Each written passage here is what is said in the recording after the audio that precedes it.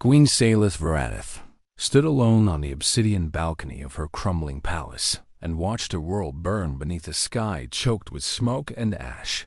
The Kethmari Dominion had pushed her armies back to the capital city in less than 3 solar cycles, and her generals had sworn this was impossible. But now those same generals lay dead in fields scattered across the outer provinces or rotted in enemy prison ships orbiting her dying world. The crystalline spires of Valtherus Prime glowed orange with reflected fire, and the beautiful towers her ancestors had built over 10,000 years cracked and fell one by one into rubble. Her people were the Valori, and they had never been warriors. They were scholars who unlocked secrets of the cosmos that other species could not even imagine, and they were artists who painted with living light and composed symphonies that made hardened soldiers from other worlds weep like children. They have built wonders across 17 star systems, and their libraries contain knowledge that was ancient when other civilizations were still learning to make fire. But they had never built an army worth fearing, and the Kethmari had noticed this weakness. The Kethmari were everything the Valori were not. They were conquerors with black exoskeletons harder than steel, and they had 4 arms that could tear a Valori apart like paper, and they lived only for war and domination and the glory of crushing weaker species beneath their clawed feet. For centuries, they had watched the Valori grow rich and comfortable and soft, and they had waited for the perfect moment to strike. That moment had come 3 weeks ago, when their war fleet had dropped out of hyperspace above Valtherus Prime and begun the systematic destruction of everything the Valori had ever built. Salith pressed her 4-fingered hand against the cold stone railing and felt the vibrations of distant explosions travel through the palace walls. In the plaza far below her balcony, she could see the refugees. Hundreds of thousands of her subjects had fled the burning outer provinces, and now they huddled together in the ancient plaza where her ancestors had once held festivals of light and music. Now there was no light except the orange glow of fires, and no music except the wailing of the wounded and the soft mourning songs of those who had lost everything.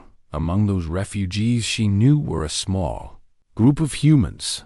They had been visiting Valtherus Prime when the invasion began, and they were traders and scientists and diplomats who had come to study the famous Valari crystal singing and negotiate new trade agreements between their species. They had asked to be evacuated when the first bombs fell, but Salith had refused their request, not out of cruelty, but out of simple practicality. There were no ships to spare for anyone. Every vessel capable of reaching orbit was either destroyed or packed with wounded soldiers retreating from the front lines, and there was simply nothing left for a handful of alien visitors. Salith felt guilt about this, but she had no time for guilt. When her entire civilization was crumbling around her, a shimmer of light appeared beside her, and her most trusted advisor materialized from the shadows. Counselor Mithran was old even by Valori standards, and his silver skin had faded to a dull gray over the centuries, but his mind remained sharp as a blade. "Your Majesty," he said, and his voice cracked with exhaustion. "The Kethmari warlord has issued the ancient challenge." Salith closed all 4 of her violet eyes and let out a breath. She had not realized she was holding. She knew what was coming: single combat. Mithran continued, "In the arena of ending, according to the old traditions that both our peoples once shared in the time before memory, and the victor claims the throne of the defeated. The old ways the Kethmari loved their barbaric traditions almost as much as they loved conquest, and they had clearly decided to humiliate her before destroying everything she loved. They know we have no champion," Salith said, and her melodic voice sounded hollow even to her own ears. "They mock us with this offer. They offer terms," Mithran said carefully, "and you must hear them before you make any decisions. Speak then. If you refuse the challenge, they will glass the city from orbit, and every soul in Valtherus Prime will be vaporized in nuclear fire within the hour." Salith felt her heart clench in her chest. "And if I accept?" If you accept and lose, then your people will be enslaved. But they will be spared, and they will live even if that life is one of chains and servitude. And if I win?" Mithrin made a sound that was almost a laugh, but held no humor. "If by some miracle you win, then the Kethmari fleet withdraws to the outer reaches and sues for peace, and your people go free." Salith opened her eyes and stared out at the burning horizon. "Then I will accept," she said, "and I will fight." Mithrin grabbed her arm with more force than a counselor should ever use with a queen. "Your Majesty, you cannot do this, and you must listen to reason.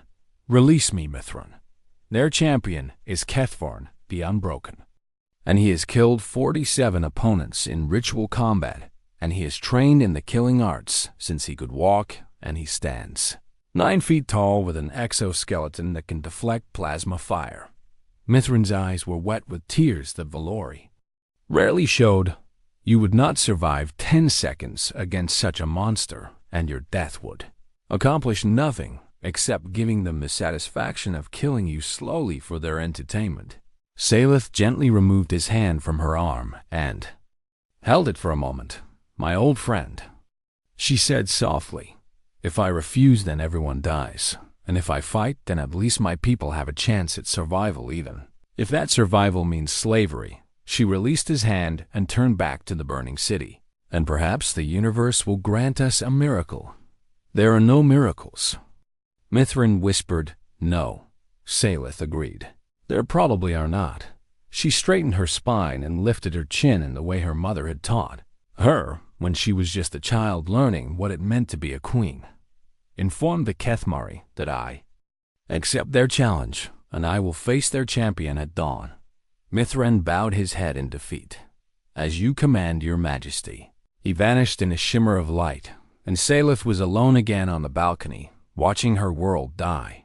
She thought about her people huddled in the plaza below, and she thought about the children who would grow up as slaves, and she thought about the songs that would never be sung, and the art that would never be created, and the beauty that would be lost forever. She thought about the humans too, those strange, resilient creatures from a distant blue world, who had somehow spread across the galaxy, despite being so small and soft and fragile. She wondered what they were thinking as they watched the Valori civilization collapse around them.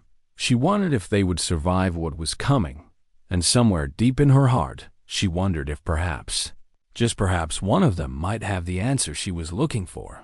But that was foolish, and she knew it. Humans were merchants and explorers and scientists, but they were not warriors. No one was coming to save her. No miracle would appear from the crowd.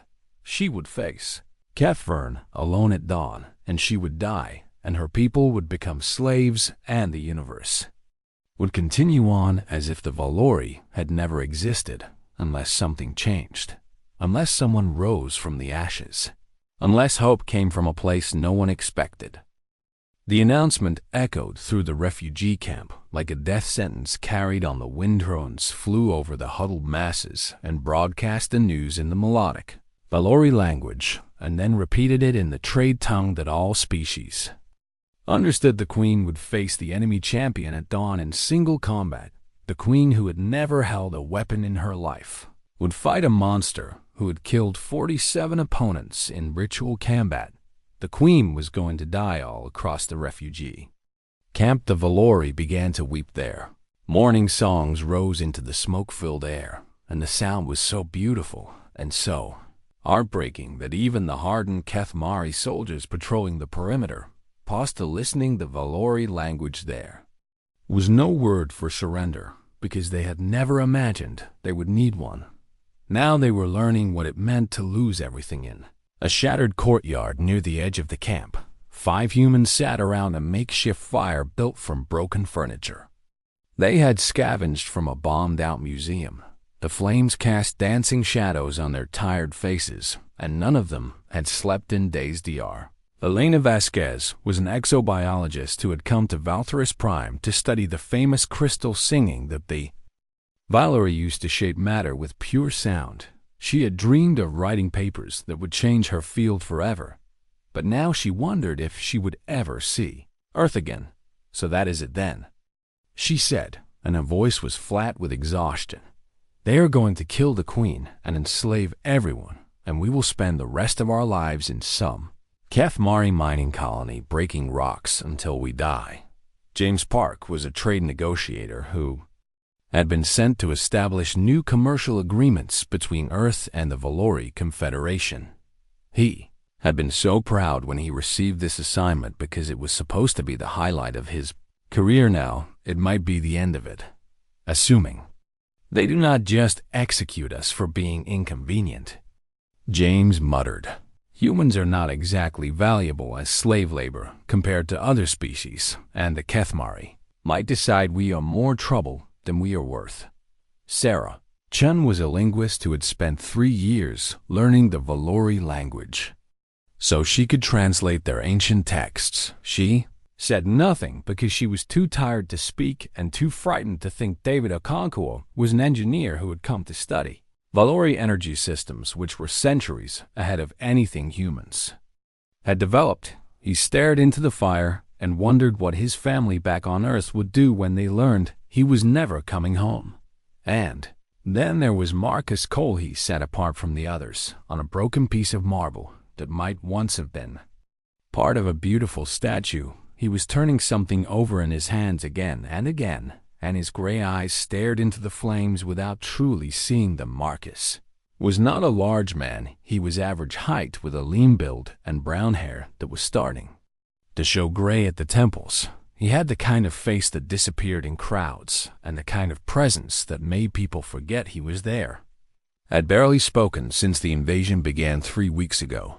Marcus, Elena said, and she nudged his shoulder to get his attention. You have been quiet this whole time, and you are starting to worry me. Just thinking, Marcus said, without looking up from the object in his hands. About what exactly? He was silent for a long moment, and then he asked a strange question. What is the arena's capacity? James laughed bitterly at this. What do you want to get good seats for the execution? He said. The arena of ending probably holds about 50,000, but the whole city will be watching on screens because the Kethmari want everyone to see their champion kill the queen. What about security? Marcus asked. The Kethmari will not bother with heavy security. James said. This is a sacred ritual to them, and interrupting it would be the worst kind of dishonor, so no one would dare interfere. He peered at Marcus with growing curiosity. Why are you asking these questions, and what are you thinking about? Marcus stood up and slipped the object into his pocket. The firelight caught his face, and Elena noticed something had changed in his expression. There was a hardness there that she had never seen before, and a coldness in his gray eyes that made her shiver. Despite the heat of the flames, I am thinking, Marcus said slowly, that the queen should not have to die alone. Marcus, you cannot be serious, Elena said, and she scrambled to her feet. What could you possibly do against a Kethmari champion, and you're just a civilian? Marcus smiled, but the smile did not reach his eyes. Did any of you actually read my personnel file before this trip? He asked. The others exchanged confused glances. The United Nations Coalition did not send me here as a tourist. Marcus continued. I was assigned to observe Valori defensive capabilities and assess whether they would make a suitable military. Alive for Earth. He began walking toward the distant palace, and his stride was different now, and his posture had changed. He moved like a predator who had finally spotted prey. What do you mean you were sent to observe? James called after him. What were you before you became an observer? Marcus paused but did not turn around. Before this assignment, I was something else, he said. Something I thought I had left behind a long time ago. Elena ran after him and grabbed his arm. What are you going to do, Marcus? He looked at her then, and she saw something ancient in his eyes. Something that had seen terrible things and done terrible things and survived when others did not. I am going to do what humans do best. Dur Vasquez. And what is that? We survive, Marcus said. And when surviving is not enough, we fight. He pulled his arm free, and continued walking toward the palace. The other humans watched him go, and none of them tried to stop him because none of them knew what to say. Sarah finally broke the silence. "What do you think he was?" she asked. "Before he became whatever he is now?" James shook his head slowly. "I do not know," he admitted. "But did you see his eyes just now?" "Yes, I have seen eyes like that before," James said quietly. "I saw them once on a veteran of the Mars Uprising who had won the Iron Star of Terra for single-handedly holding a defensive position against 200 enemy combatants for 18 hours. Elena felt a chill run down her spine. "You think Marcus is a soldier. I think Marcus is something worse than a soldier," James said. "I think he is a survivor." In the distance, Marcus Cole walked through the refugee camp toward the palace. The Valari parted before him without knowing why, and something in his bearing made them step aside. He was not a large man, and he was not an impressive man, but there was something in the way he moved now that spoke of violence and purpose. He reached into his pocket and pulled out the object he'd been holding all night. It was a medal, small and tarnished with age, but still recognizable to anyone who knew what it meant. The Iron Star of Terra, awarded for valor above and beyond the call of duty in defense of humanity. He had earned it on a world called Kepler 442b during a nightmare that history books called the Siege of New Jakarta. 12,000 colonists trapped behind enemy lines. 300 Marines sent to rescue them. Marcus had been the only one who walked out alive. He had done things during those 18 days that still haunted his dreams, and he had sworn he would never do them again. But now another innocent people faced extinction at the hands of monsters who thought strength was everything and mercy was weakness. Now children who sang like angels would be sold into slavery, or worse now, a queen who had never harmed anyone was going to die alone in an arena, while her people watched Marcus put the medal back in his pocket and kept walking. He had left the soldier behind a long time ago, but the soldier had never really left him. The royal guard did not know what to make of the human who appeared at the palace gates in the middle of the night, demanding an audience with the queen. Protocol dictated that he should be turned away immediately, or perhaps shot for his insolence, because no one demanded anything from the queen of the Valori. But the captain of the guard hesitated. She had served in the military for over 200 years, and she had seen many things in that time. She had seen warriors, and she had seen pretenders, and she had learned to tell the difference with a single glance.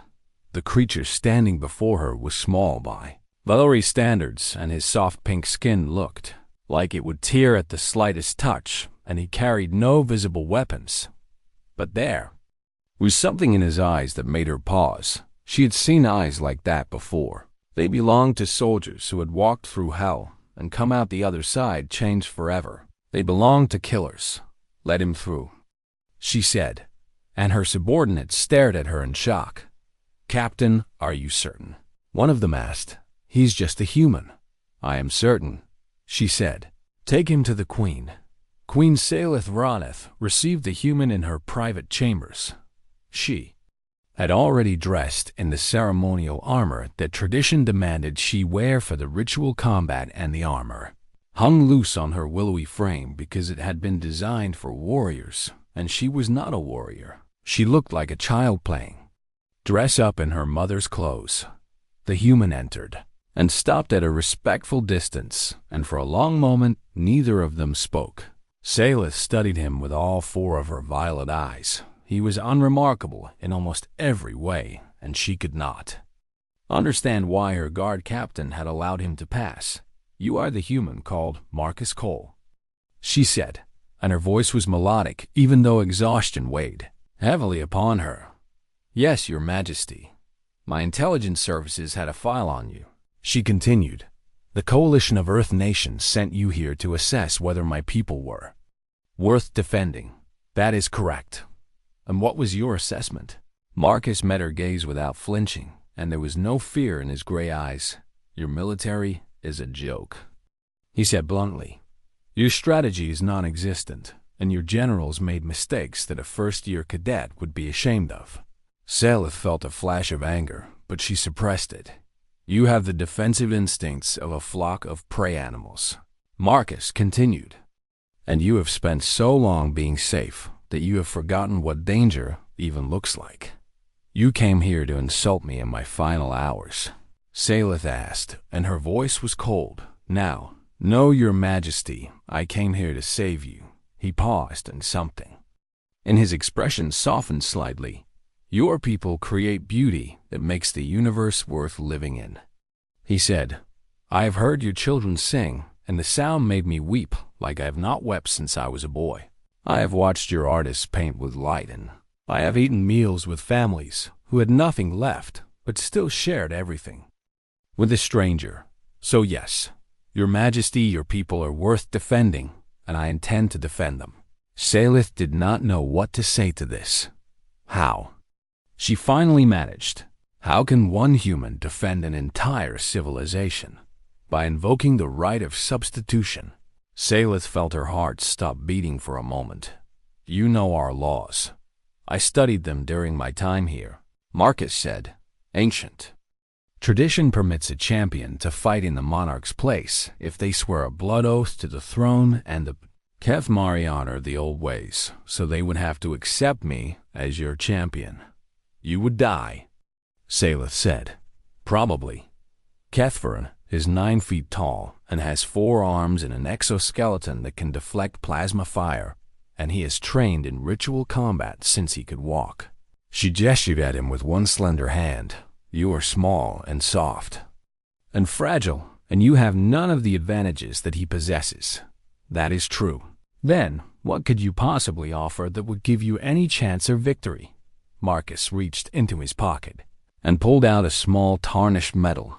He placed it on the table between them. Salith picked it up and examined the inscription with her keen eyes. The Iron Star of Terra. She read aloud. Awarded for valor above and beyond the call of duty in defense of humanity. She looked up at him. You earned this decoration on a world called Kepler 442b during an event that humans call the Siege of New Jakarta. His voice was flat and emotionless as he spoke. There were 12,000 colonists trapped behind enemy lines, and the coalition sent 300 Marines to rescue them. What happened? I was the only one who walked out alive. Salith felt a chill run through her, despite the warmth of the room. You killed the enemy force. I killed everyone who threatened those colonists, Marcus said, and there was something terrible in the way he said it. Every single one of them.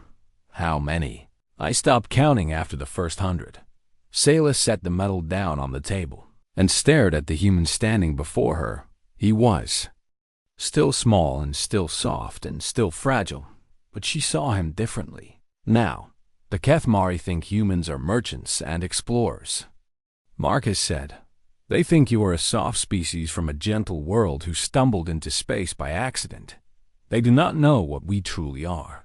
And what are you truly? We are survivors, your majesty.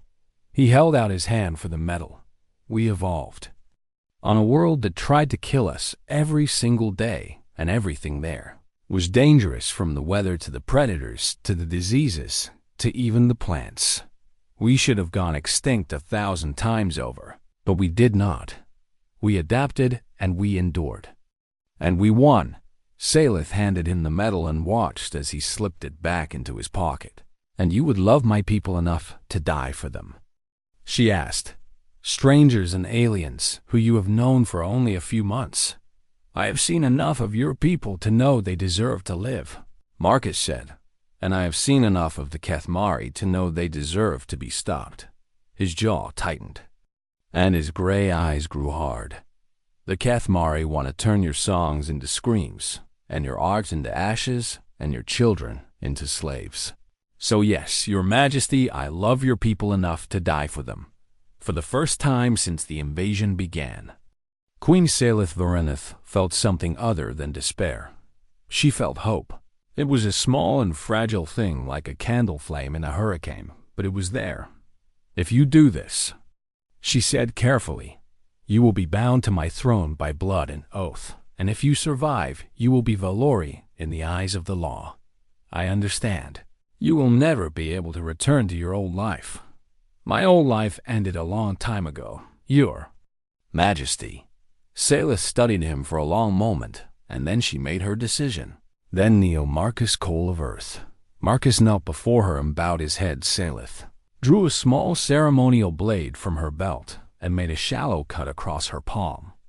Silver blood welled up from the wound. "Give me your hand." She commanded. Marcus held out his hand, and she made a matching cut across his palm. Red blood welled up and mixed with the silver as she pressed their hands together. "By blood and oath, I name you my champion," Salith said, and her voice rang with ancient power. "By blood and oath, I bind you to my throne and my people. Rise, Marcus Cole, and know that from this moment forward, you carry the honor of the Valori with you." Marcus rose and looked at their joined hands. Human red and Valori silver swirled together in a pattern that seemed almost alive. "I will not fail you, your Majesty. I know," Salith said, and she was surprised to find that she meant it. "I do not know how I know, but I believe you." She released his hand and stepped back. "Dawn comes in 6 hours, and you should rest before you face Kethvarn. I do not need rest, your Majesty." "Then what do you need?" Marcus smiled, and for the first time since she had met him, the smile reached his eyes. "I need you to show me where you keep your weapons." Dawn came gray and bitter over Valtherus Prime. The sun struggled to break through clouds of smoke and orbital debris, and its light was weak and sickly as it fell upon the Arena of Ending. The arena had been built 10,000 years ago for ceremonial performances and celebrations of art and music. It had never been designed for bloodshed. But now 50,000 Valori packed the ancient stands, and millions more watched on screens across the burning planet as their world prepared to witness the death of their queen's champion. The Kethmari had come in force. Thousands of their warriors filled an entire section of the arena, and their black exoskeletons gleamed like polished obsidian in the pale morning light. They clicked their mandibles in anticipation and made sounds of excitement that echoed through the arena like the buzzing of angry insects. In the center of the arena stood Kethvarn the Unbroken. He was magnificent and terrible, 9 feet of killing machine wrapped in an exoskeleton that could deflect plasma fire, and armed with 4 weapons held in 4 powerful arms. In his upper right hand, he held a plasma sword that hummed with deadly energy. In his upper left hand, he held a vibroaxe that could cut through starship hull. Plating in his lower right hand, he held a chain whip tipped with molecular-edged blades, and in his lower left hand, he held a spiked shield that had crushed the skulls of a dozen previous opponents. He had killed 47 warriors in ritual combat. He had never known defeat. He was the greatest champion the Kethmari had ever produced, and he knew it when the gates on the opposite side of the arena opened. The crowd fell silent. Everyone expected to see Queen Salith in her ceremonial armor. Instead, a human walked out. The Valori gasped in confusion. The Kethmari began to laugh. This was the champion of the Valori Queen, this small, soft pink creature in simple clothes, with no armor and only a slender ceremonial blade in his hand. It was a joke. It had to be a joke. Tithorn, Ash Translator, crackled as he spoke. "Is this meant to insult me?" he demanded. "They send a human against me and one of the galaxy's prey species." Marcus Cole walked to the center of the arena. His footsteps were calm and steady, and he showed no fear as he approached the monster who towered over him. "I am Marcus Cole," he said, and his voice carried across the arena. "I am the sworn champion of Queen Salith Varaneth by blood and oath. I invoke the ancient rights of single combat to the death." The Kethmari warlord watched from the royal observation box with great interest. This was unexpected. A human had never participated in ritual combat before, and the warlord was curious to see how quickly his champion would tear this fragile creature apart. "The challenge is accepted," The warlord announced. Let the combat begin when the horn sounds. Kethvern spun his plasma sword in a lazy arc, and the humming blade left trails of light in the air. I will make this quick little creature, he said, and his mandibles clicked in what passed for a Kethmari smile. Consider it a mercy you do not deserve. Marcus smiled. It was not a friendly smile. No, he said quietly. You will not. The horn sounded. Its deep tone echoed across the arena, and 50,000 Valori held their breath. Kethorn charged. He moved with terrifying speed for a creature of his size, and his 4 arms raised their weapons in a coordinated attack pattern that had killed dozens of opponents before his plasma sword swept down in an arc that should have cut the human in half from shoulder. To hit Marcus was not there. He moved like water flowing around a stone. He moved like smoke blown by an invisible wind. He moved in a way that should have been impossible for a creature made of soft flesh and fragile bones. The plasma sword cut through empty air, and in the moment of overextension, when Kethvern was off balance, the ceremonial blade in Marcus's hand flicked out. It was not aimed at the thick exoskeleton of his opponent's chest. It was aimed at the joint where the upper right arm connected to the shoulder. Blue blood sprayed across the arena floor. Kethorn roared in pain and shock. The arena fell absolutely silent. No one had ever wounded Kethvern in ritual combat. No one had ever made him bleed.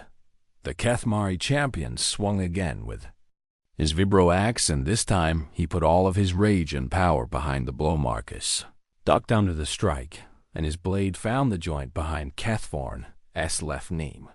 More blue blood splashed across the ancient stone. Kethorn stumbled, but did not fall. He lashed out with his chain whip, and the molecular edge blades whistled through the air in a pattern designed to be impossible to dodge. Marcus did not try to dodge. He stepped inside the arc of the whip before it could build momentum, and his blade found the gap in the armor at Kethorn's throat.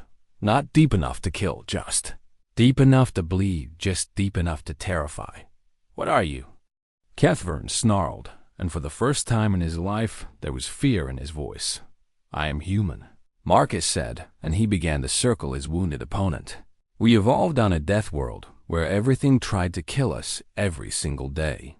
He ducked under another desperate swing and opened a gash across Kethorn's chest. The weather tried to kill us with storms and floods and droughts and ice. Another strike missed, and another wound appeared on Kethvern's body. The predators tried to kill us with fangs and claws and venom. Blue blood was pooling on the arena floor now, and Kethvern was slowing down. The diseases tried to kill us from within, and the plants tried to poison us, and even the insects tried to eat us alive.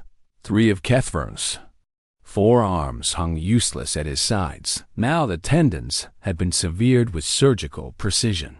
We should have gone extinct 1,000 times over, but we did not. Marcus stood before the greatest warrior the Kethmari had ever produced and watched him fall to his knees. We adapted. The vibro axe slipped from nerveless fingers. We endured. The chain whip fell silent. We won. The plasma sword flickered and died. Marcus pressed the tip of his ceremonial blade against Kethvern's throat. You want to know what humans really are. He leaned close and spoke softly, but the arena's microphones carried his words to every screen on the planet. We are the species that looked at everything the universe threw at us and said, not today. We are the species that learned to turn anything into a weapon, including rocks and sticks and fire and atoms in our own genes. We are the species that conquered a death world and then got bored and reached for the stars. And we are the species that decided a long time ago that we would never let the strong prey on the weak. Not on our world. Not anywhere we could reach. The blade pressed deeper against the blue flesh. Do you yield, Kethvern the Unbroken? The Kethmari champion stared at the human who had done what 47 opponents could not. Ritual combat was supposed to end in death. To yield was unthinkable. Yield to a human was impossible. But Kethvern looked into those gray eyes and saw something that terrified him more than death. He saw a predator. He saw a survivor. He saw a human.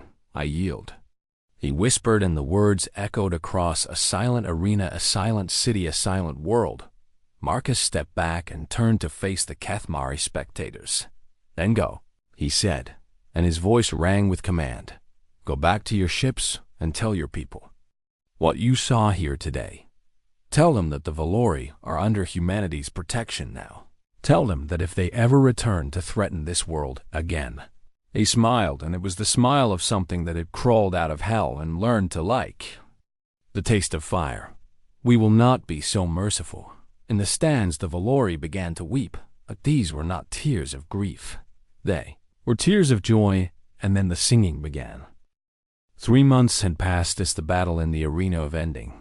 The last Kethmari ship had withdrawn beyond the outer reaches 2 weeks ago, and the invaders had not even attempted to negotiate. They had simply fled, was perhaps a more accurate word. Queen Salith Varaneth stood on the same obsidian balcony where she had once watched her world burn, and now she watched it being reborn.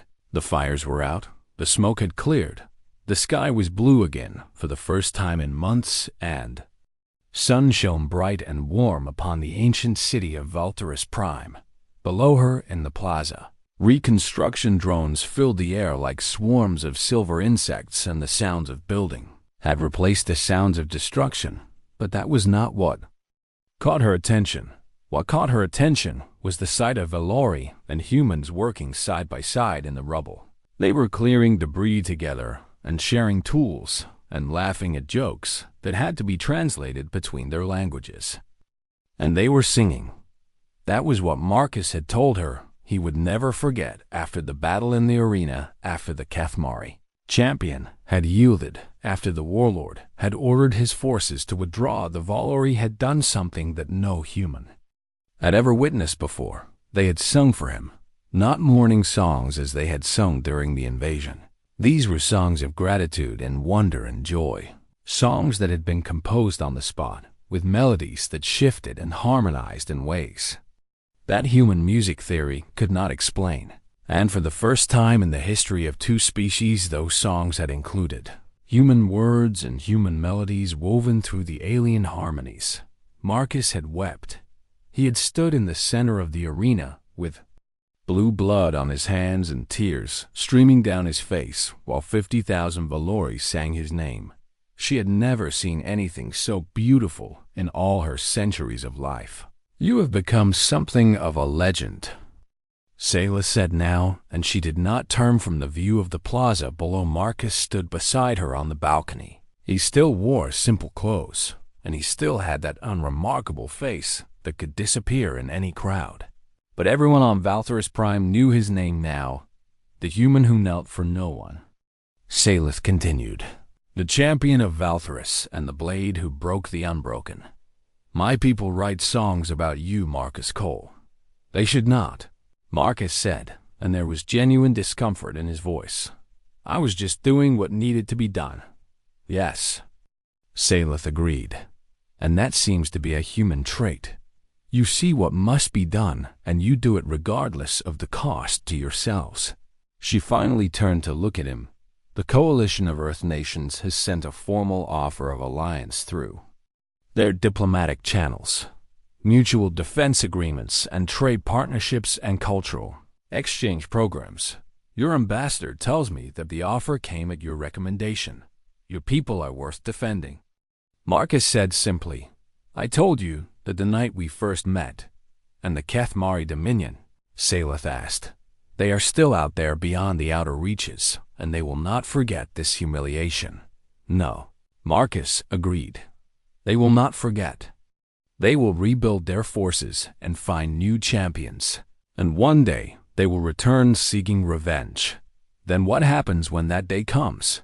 Marcus joined her at the edge of the balcony and looked down at the humans and Valori working together. A Valori child was teaching a human toddler to sing. Their voices rose together into the clear blue sky, and the sound was imperfect, but somehow more beautiful for its imperfection. "When that day comes, your people will not be alone. Marcus said, "Neither will mine. That is what alliances are for." Salith was quiet for a long moment. "When you knelt before me and swore your oath, you did not hesitate," she said. "Not for a single moment, even though you knew you would probably die. I have wondered about that ever since. Why did you do it? Why did you risk everything for strangers from another world?" Marcus thought about the question. He thought about New Jakarta and the colonists he had saved, and the nightmares that still haunted him even now. He thought about the 300 Marines who had gone into that jungle with him, and the silence that had followed when he walked out alone. He thought about the Valori children singing in crystalline harmonies, and the families who had shared their last meals with a stranger they had no reason to trust. He thought about what humanity had been in the dark days before they reached the stars, and what they had become since then, and what they could still become if they chose the right path. He thought about the vast darkness between the stars, and how that darkness seemed a little less frightening when someone stood in it and said, "I will protect you," because that is what humans do. He said, "Finally, we find people worth fighting for, and then we fight, even when it is hopeless, even when it is foolish, even when everyone tells us we cannot possibly win. We fight anyway." Sayla smiled. It was her first true smile in over a year. "My counselors tell me that I should be afraid of humans now," she said. "They say that I have invited wolves into our home and that one day we will regret this alliance. They may be right. Humans are dangerous and unpredictable, and you have a capacity for violence that frightens even the Kethmari. And what do you say to your counselors?" Marcus asked. "I tell them that wolves make excellent guardians if you treat them with respect." She reached out and placed her four-fingered hand on his shoulder. "I tell them that the human who knelt before me and swore a blood oath did so out of love and not out of conquest. I tell them that I have seen what humans can do when they choose to protect something precious, and that I would rather have such creatures as allies than as enemies. And I tell them that perhaps we have spent too long being artists and scholars, and it is time for us to learn what it means to stand beside warriors." Below them, the child and the toddler finished their song and began a new one. More voices joined them, human and Valori, together imperfect and beautiful. "The galaxy is vast and dark and full of dangers," Salif said. "The Kethmari are only one threat among many, and there will always be those who prey upon the weak. But perhaps if our people stand together, we can make the darkness a little smaller. Perhaps together we can protect something precious." Marcus nodded slowly. "That is all any of us can do, Your Majesty. We find something worth protecting, and we protect it with everything we have. And when we fall, someone else picks up the fight. That is how civilizations survive. That is how hope survives. That is how the light endures even in the darkest night." Salith looked at the human standing beside her, this small, soft, fragile creature who had walked into an arena and defeated a monster, this unremarkable man who had changed the fate of a world, this soldier who had tried to leave the war behind and found that the war had followed him across the stars. "Then perhaps," she said softly, "we have much to learn from each other." Below them, the singing continued, human and Valori, two species that had been strangers 3 months ago, now something more, now family. The sun rose higher over Valthor's prime, and its light was warm and golden and full of promise.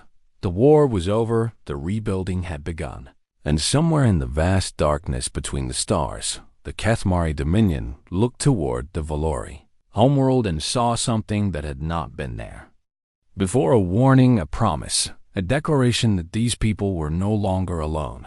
And above the planet, in the orbital shipyards, the first human warships had already arrived, sleek vessels bristling with weapons that the Kethmari had never seen before, crewed by men and women who smiled and laughed and seemed so very harmless, until you looked into their eyes and saw the wolves looking back.